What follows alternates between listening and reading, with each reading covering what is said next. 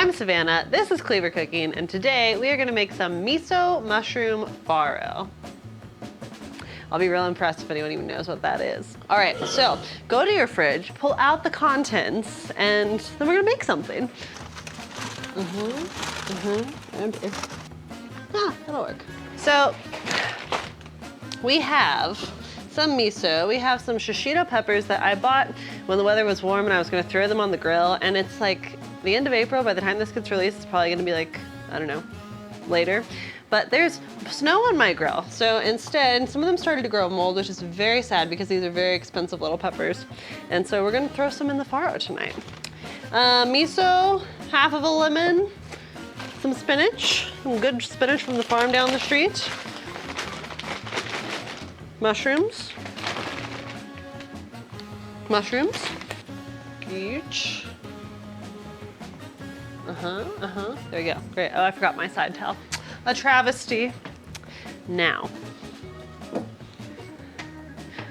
there are a few different ways you can get farro. It's kind of like rice, where if you get like the whole farro berries, it's like more like brown rice where it has the whole like husk on it and it has more nutritional value and it takes longer to cook.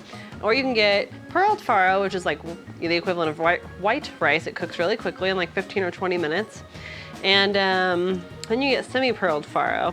And I don't know which one this is, but I actually cooked a second little pot of it. We'll bring it out here in a bit because I wanted some extra for salads. And it definitely cooked in like 20 minutes, so I'm gonna say it's probably entirely pearled. It's really hard to tell unless you look at it all the time or you have them side by side to compare. Anyways, rinse that, let it drain. We've got half an onion. Okay, now we're just gonna chop it up.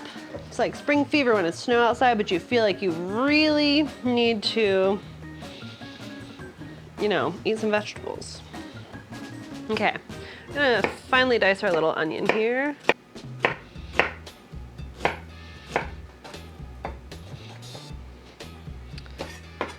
Huzzah. Okay, so turn your pot on to like a medium-ish heat and throw a little bit of oil in there. Just some cooking oil. And then when the oil gets kind of hot, and it goes. Yep, not you.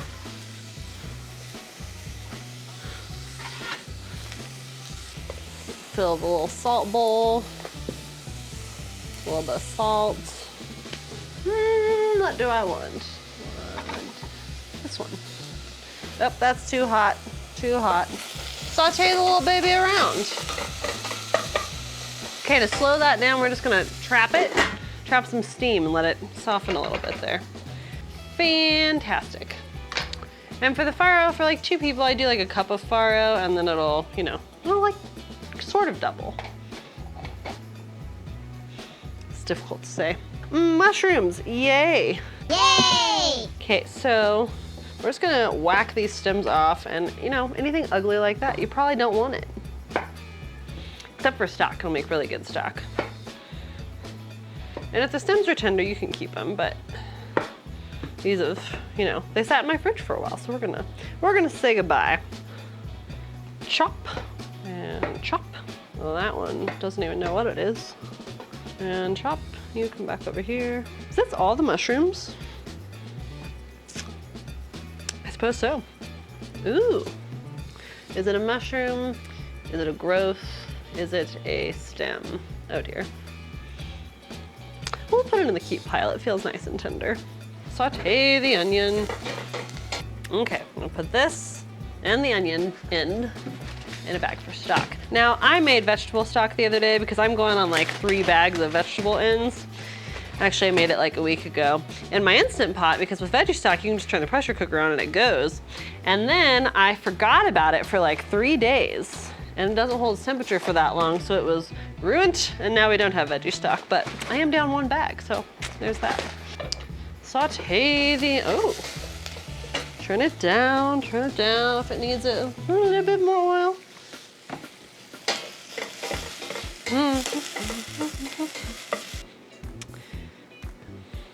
Don't want you. Oh, it went in. That never happens. All right, now we are gonna take these and we are just gonna get rid of the onion. Okay, right? And this one's kind of large, so we'll half it. But then we'll slice it up. You want paper thin slices, but you know, like kind of thin.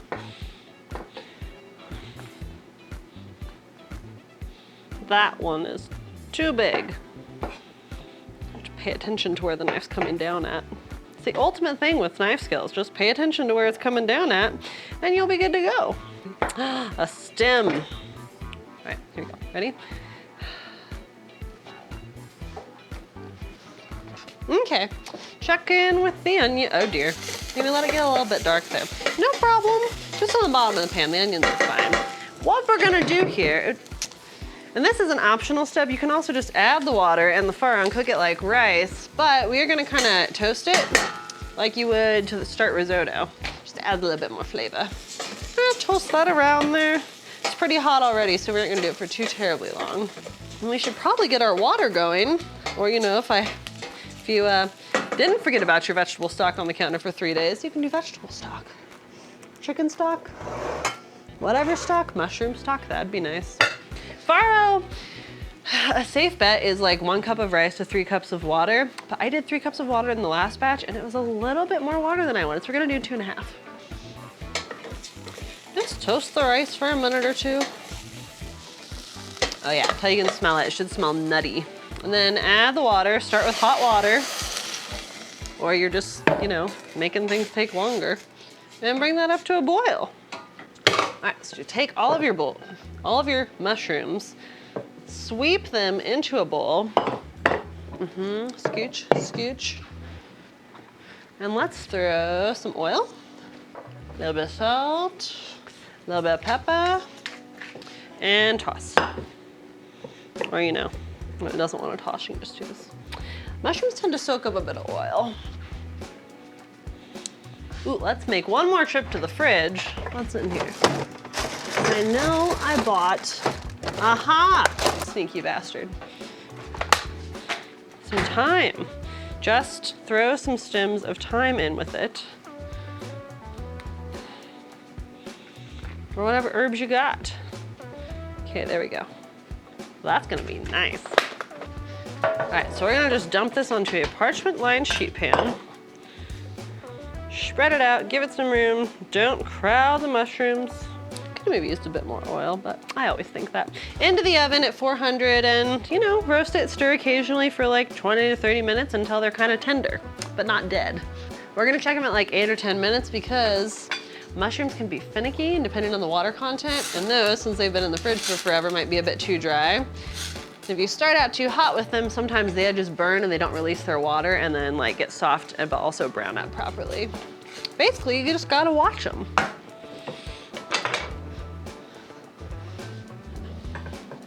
Spare parts, bud.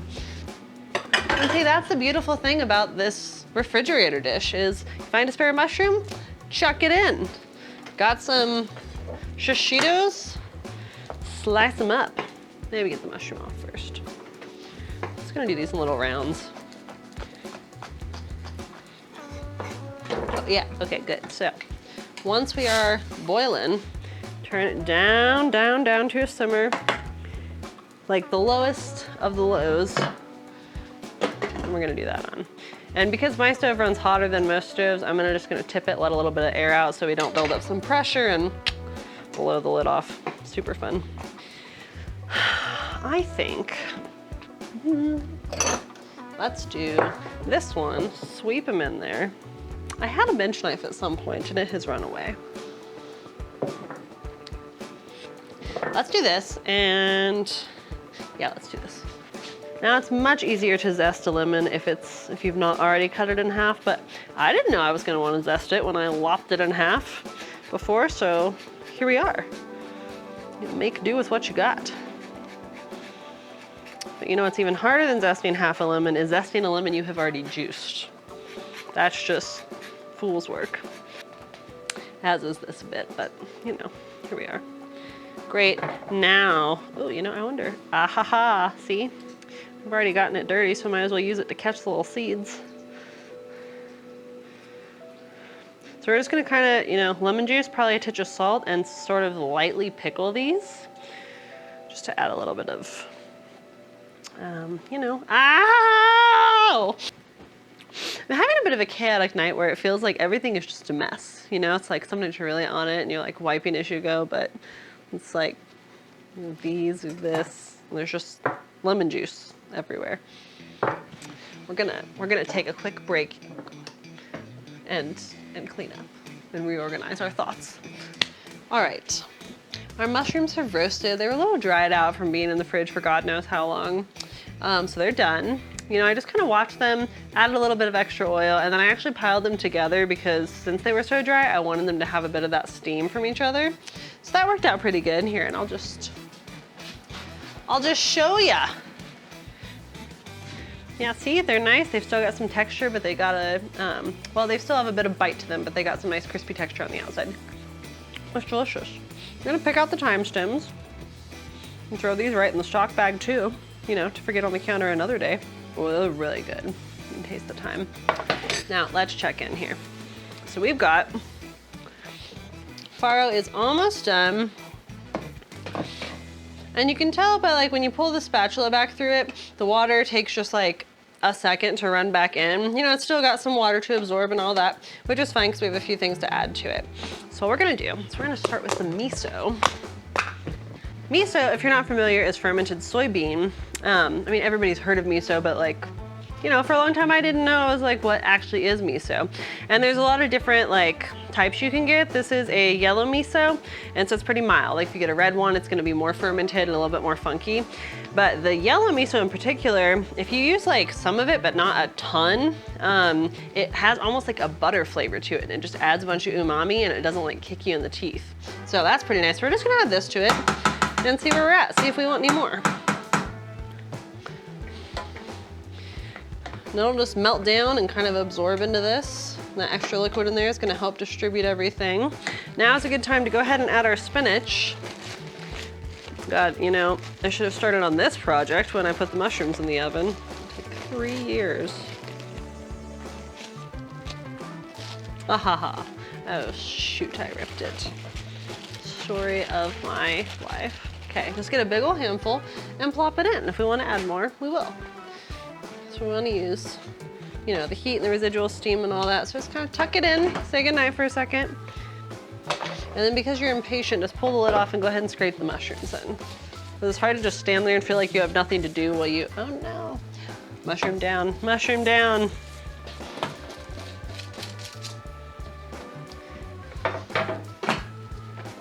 And after it's just, you know, steamed up for a second, go in, stir it in. See how we timed that just perfectly? Almost all the water has cooked away. So at this point, we're gonna shut the heat off, because there's plenty of residual heat in here.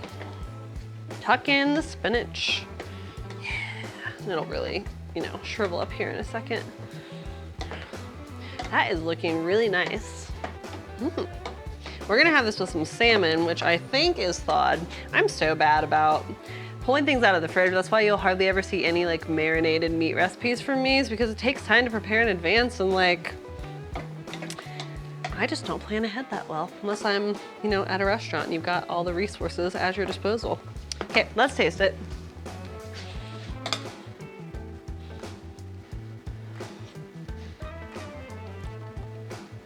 Needs salt. But it is nice. I don't think I want to add any more miso.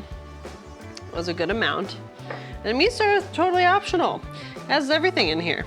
You can just, you know, cook the grains and stuff whatever vegetables you got in there. You can even cook the mushrooms right in here with the broth while it simmers. Just get a little bit more flavor from roasting them in the oven. Got some broccoli, chuck it in. Got some asparagus, that'd be really nice. Even like an asparagus and mushroom farro.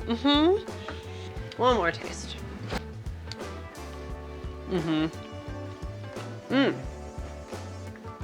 You add enough salt, you don't taste like miso and grain. You taste like this beautiful, it's like, you know, ratatouille and the little flavors spin and dance in his head. That's what it is. But combine one flavor with another and something new was created.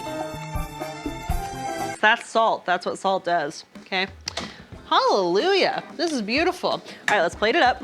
Sometimes I catch myself on like a corner or cabinet door as I go by and it unties it and it's, oh, see, I just did it. It's very surprising. It's like, okay. Clean up the mess, retry this. It will live to haunt me another day. Okay, so now what we're gonna do, because I'm not quite sure how this is gonna go together. I think it's gonna be nice. It's gonna brighten it up just a little bit, but to be sure, we're just gonna take a little bit of this, a little bit of this, because what did I just say? Taste it and you make sure it's good. Just make sure it's what you want. That is what I want. Mmm. Oh, I love it. Okay. But do we want it as a garnish or do we just want to stir some in? I think we just want to stir some in. Just a little bit. These are not spicy. Like every once in a while you'll get a spicy shishito, but for the most part they're very mild. Just gonna stir a few in. That lemon and lemon zest is gonna brighten it up a bit. Okay, and then we're just gonna plate her up.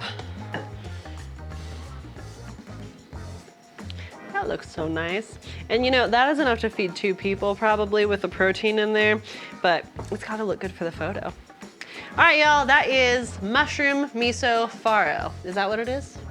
All right, y'all, that is miso mushroom farro. Thank you so much for watching. I hope you also go to your fridge and just pull everything out and put it in a pan and tell me what happens. I can't wait. Subscribe!